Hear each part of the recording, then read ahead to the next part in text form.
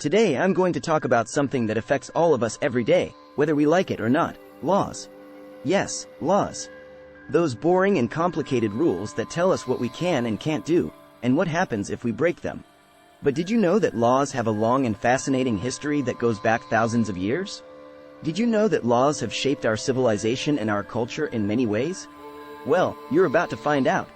In this video, I'm going to take you on a journey through the history of laws, from ancient times to modern times, and show you how laws have evolved, changed, and influenced our world. And I'm going to do it with jokes, because jokes make everything better. So buckle up and get ready for some legal fun.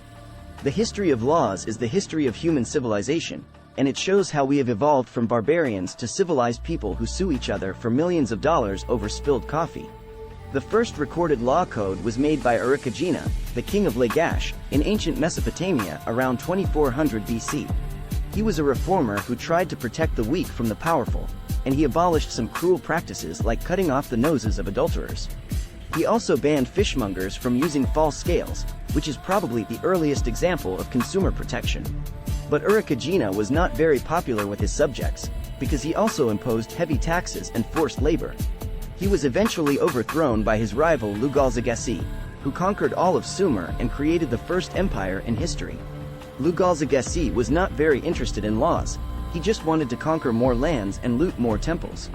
He was eventually defeated by Sargon of Akkad, who created an even bigger empire and claimed to be the king of the four quarters of the world.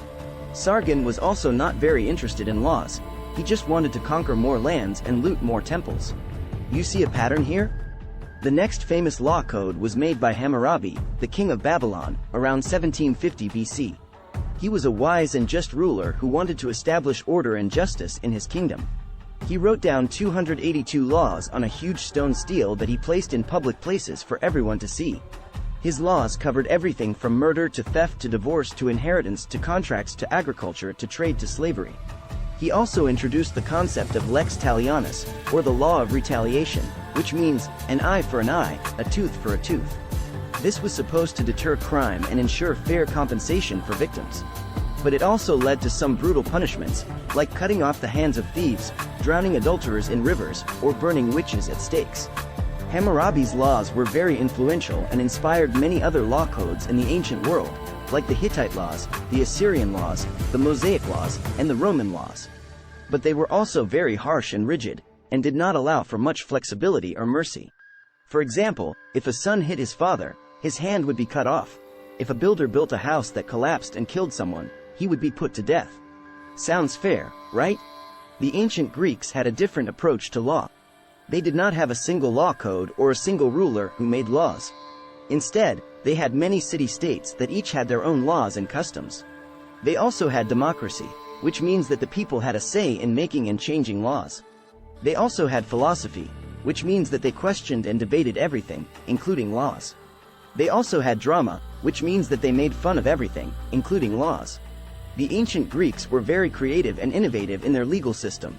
They invented jury trials, where ordinary citizens would decide the fate of defendants based on evidence and arguments presented by lawyers. They invented ostracism, where unpopular politicians would be banished from the city for 10 years by a vote of the people. They invented lawsuits, where anyone could sue anyone for anything and hope to win some money or fame or revenge. They also invented legal loopholes, where clever lawyers would find ways to bend or break the rules without getting caught or punished. The ancient Romans were very impressed by the Greek legal system and adopted many of their ideas and practices. But they also improved and expanded them to suit their own needs and ambitions. The Romans were very organized and practical in their legal system. They wrote down their laws in clear and concise language on bronze tablets that they displayed in public places for everyone to see. They also codified their laws into systematic collections that covered all aspects of life and society. They also developed their laws into a comprehensive and coherent system that covered all areas of law, from public law to private law, from criminal law to civil law, from constitutional law to administrative law. They also created a sophisticated legal profession that included judges, lawyers, jurists, and legal scholars. They also exported their laws to their provinces and colonies, spreading Roman law throughout the Mediterranean world and beyond. But Roman law was not perfect. It was also influenced by politics, religion, culture, and social changes. It was also subject to corruption, abuse, and injustice. For example, Roman law was very unequal and discriminatory towards women, slaves, foreigners, and poor people. Women had limited rights and were subject to the authority of their fathers or husbands. Slaves had no rights and were treated as property. Foreigners had no citizenship and were subject to different laws. Poor people had no access to justice and were often exploited by the rich and powerful. Roman law also faced many challenges and crises throughout its history. It had to deal with civil wars, invasions, rebellions, revolutions, and reforms. It had to adapt to the rise and fall of emperors, dynasties, and regimes. It had to cope with the spread of Christianity, which introduced new values and principles that conflicted with some aspects of Roman law. It had to survive the collapse of the Western Roman Empire in the 5th century AD, which led to the fragmentation and disappearance of Roman law in many regions. But Roman law did not die. It lived on in the Eastern Roman Empire, or Byzantium, where it was preserved and updated by Emperor Justinian I in the 6th century AD. He commissioned a massive project to collect and organize all the existing Roman laws into a single body of law called the Corpus Juris Civilis, or the body of civil law.